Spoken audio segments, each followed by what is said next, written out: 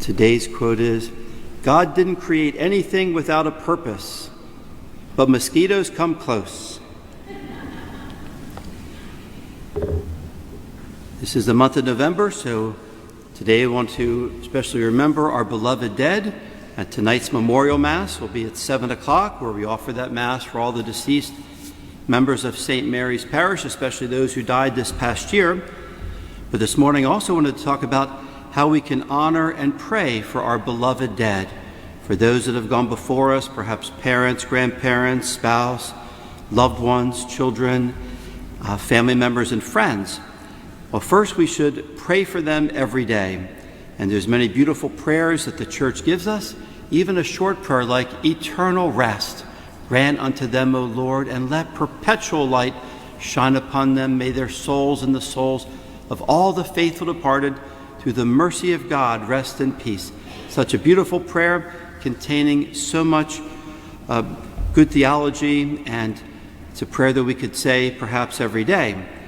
In the morning offering, when you wake up and offer all your prayers, works, joys, and sufferings of the day, I'm sure you have special intentions, but I always try every day to remember the souls in purgatory in my morning offering, so that way your prayers, works, joys, and sufferings can benefit the souls that are being purified by God's love in the refining fire of His mercy and love, and being cleansed so they can see the beatific vision.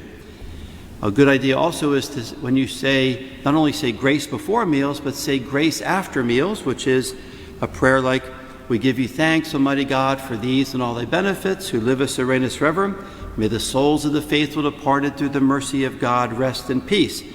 My dear friend, Father Shelton, who died last year at the age of 87, would never let us get up from the table unless we said that prayer. Sometimes he'd call us back to the table and say, "Get back here." We didn't say that grace after meals, praying for them, for the souls in purgatory. I'd also recommend the prayer of St. Gertrude. And the tradition is that every time you pray this prayer, a vast number of souls are purified and enter heaven. The tradition is that perhaps even 1,000 would be released every time we say this prayer. Eternal Father, I offer you the most precious blood of thy divine Son, Jesus, in union with the masses said throughout the world today, for all the holy souls in purgatory, for sinners everywhere, for sinners in the universal church, for those in my own home and in my family. So that is a prayer of St. Gertrude. We'll be celebrating her feast day next Tuesday. Of course, when you pray the rosary every day, remember the beloved souls that have gone before us. Try to gain a plenary indulgence for them. Many ways to gain a plenary indulgence. Try to go to confession every 2 weeks.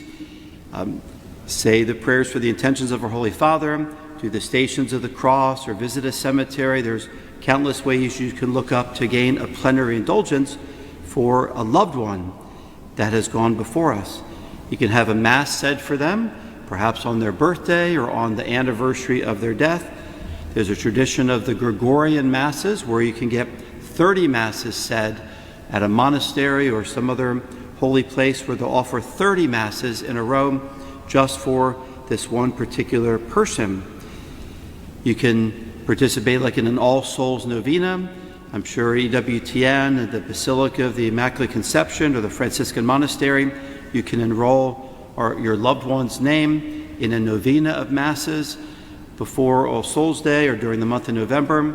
And others have a perpetual enrollment. I know the National Shrine and the Franciscan Monastery, where you can send in their name, and for every day for the year or in perpetuity, you will be able to have them mentioned and prayed for every day at the masses at some of these holy shrines and churches.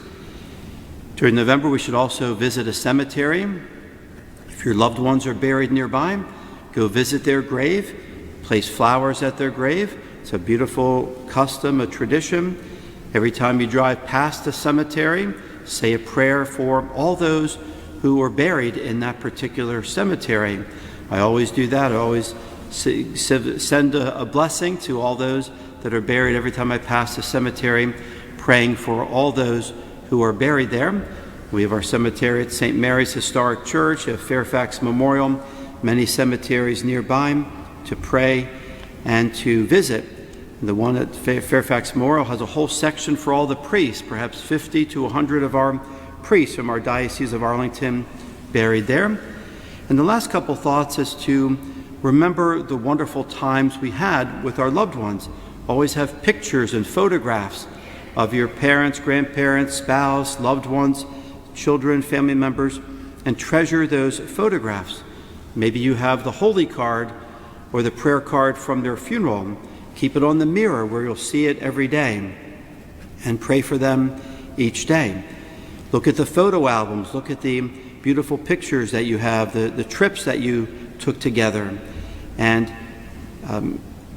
another last thought is perhaps there's a project that you can finish that they started.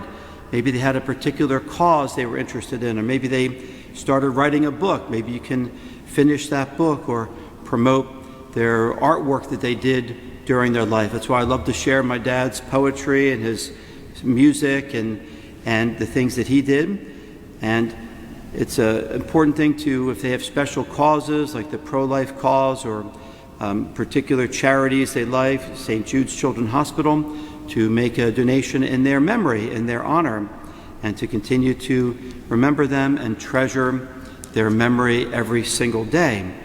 And I always keep every prayer card from every funeral that I've done in my funeral liturgy book. It used to be this thin, now it's about this thick, because I keep adding more and more of the cards, but I do like looking through those and praying for all of those who I've done funerals for.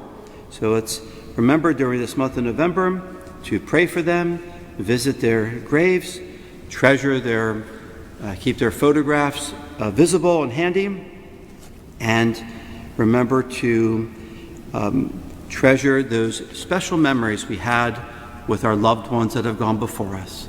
Eternal rest grant unto them, O Lord, and let perpetual light shine upon them. May their souls and the souls of all the faithful departed, through the mercy of God, rest in peace.